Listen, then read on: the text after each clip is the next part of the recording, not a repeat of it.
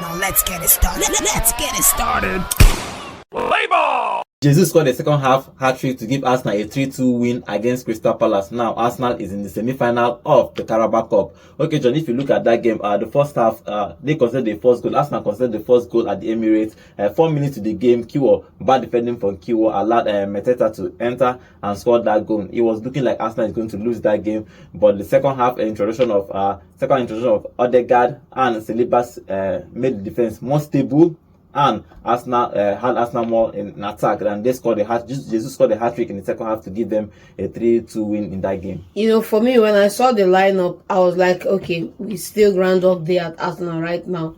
In the first place, Julian Timber, Kiwior, that was not going to work. I know you are trying to rest Saliba. I know you are trying to rest a couple players, but Julian is not a centre half. You understand? He's a fullback, and again, Partey at the right back. But let's not dwell on that. And then up forward, the midfield, you could see for the better part of the first half, the midfield was flat, if you ask me. And it took them changing a few players in the second half to change the result. For me, Kiwior making that mistake was, unbecoming, because he should have seen that chance. He should have been, for example, we always say in this show that when you have to tackle somebody or when you have to, there are lapses in the game that should not be. And for me, I felt that he let the team down when his error allowed that goal to happen. Okay, let's talk about Jesus scoring a hat-trick. I saw a headline that was interesting. It says Jesus has risen. Is it risen again? Has risen for Christmas. Yes, I think that's the headline I saw. It was interesting. But you said it once it's gone to January, somebody start picking for so that they will not sell him or buy another striker. But he's scoring against Crystal Palace, hat-trick. Good game for him. Good game for him. All I want from Jesus is copy and paste this result into every Premier League game. They are playing them again on Saturday in the Premier League. Just copy the same desire, the same hunger into the Premier League game. Let it convert. If it doesn't convert, then it's like the same story all over again. But good one for him, good hat-trick. So Martin Odegaard, I don't think you can underestimate his impact in the team.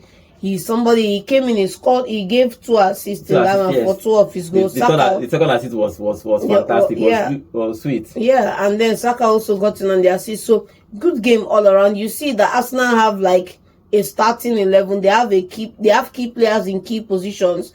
It's now the quality of depth now. That's where we are lacking depth in the squad, because you see now Saliba out, Gabriel out. It's just Kiwior alone there, because Calafiori is also out as well. So it's nice to have a couple of other players. They could be young players. They don't need to be old players. Young players who can come in and bring in something to the team. And that's where I feel like Arsenal need to work on to improve those performances. And then they need to get a striker. Yeah, do not let this hat-trick deceive you. Arteta, it's going to be hard, because January is always hard to get a good striker in January. Arteta, your job is on the line. Arteta, your job is on the line. Save your job and your family. Getting a striker this January or summer. But the problem now, they will escape this quagmire now in December. They will go through the January transfer window. They will say 80 million, 60 million, because it's going to be higher buying in January than in the summer. He will say, okay, let's wait till summer. Summer now, he will go and buy more defenders and midfielders and leave attack again. So that's my problem with the man. Probably he trusts Havertz and Jesus. You're not going to blame. But let's talk about Arteta in this game.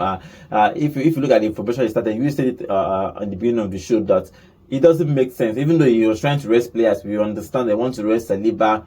Gabriel was in this particular past weeks, he was in and out of injury, so he's careful to where he plays him. But then being the Carabao Cup semi-final, now they are going to play teams like Newcastle that won, Liverpool that won, then Manchester United is going to play today. Then we'll know the 4, then they will draw and know who is going to play with. Do you think that he should focus mainly on this competition? Because it's been, after the FA Cup, it's been almost 5 years.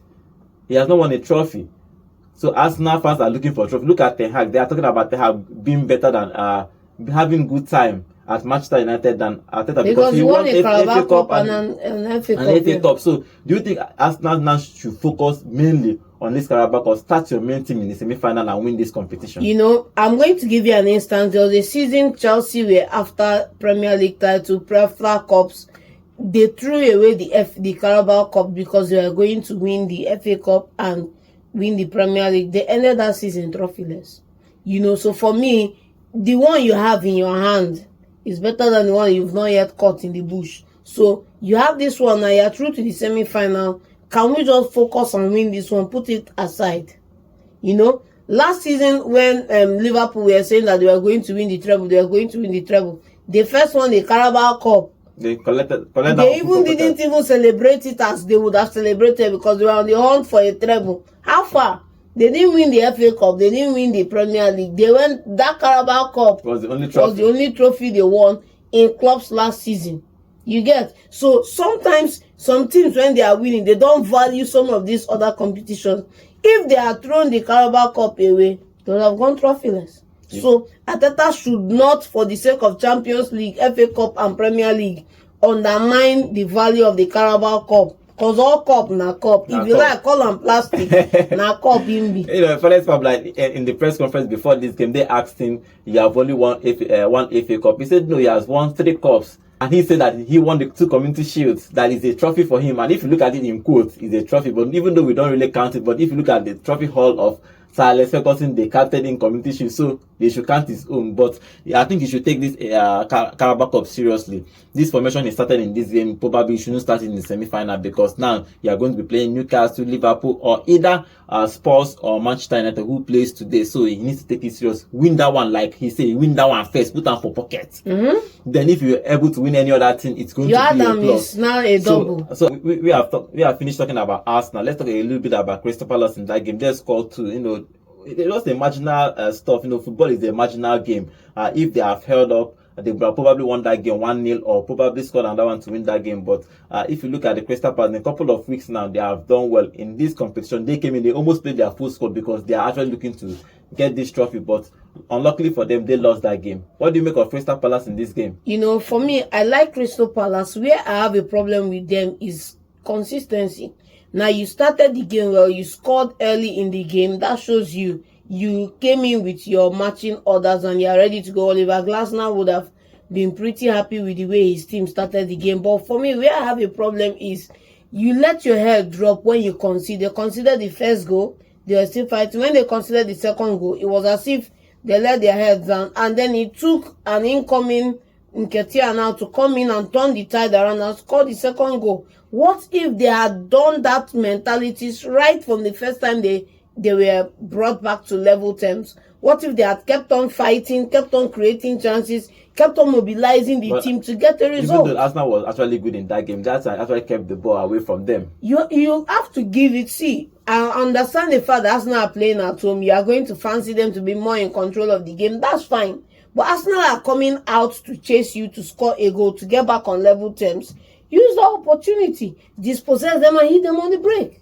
But that they didn't do that, and I felt like they let their head drops in the match. And you can't afford to do that in football. When you let your head drop, is those little pieces. You let your head drop in the game, you stop chasing the ball, then you lose possession, you've lost possession. You don't want to see that in the game. So I feel like just chase the game the full 90 minutes, give it your full go, and then decide where the ball ends. The ball ends, but give it the full go for the full 90 minutes. Don't come and wake up in the 85th minute and you're not dying into the extra time, looking at referee, looking for freebies. Don't come and look for freebies. Do your job. When you're done doing your job, any other thing that can come.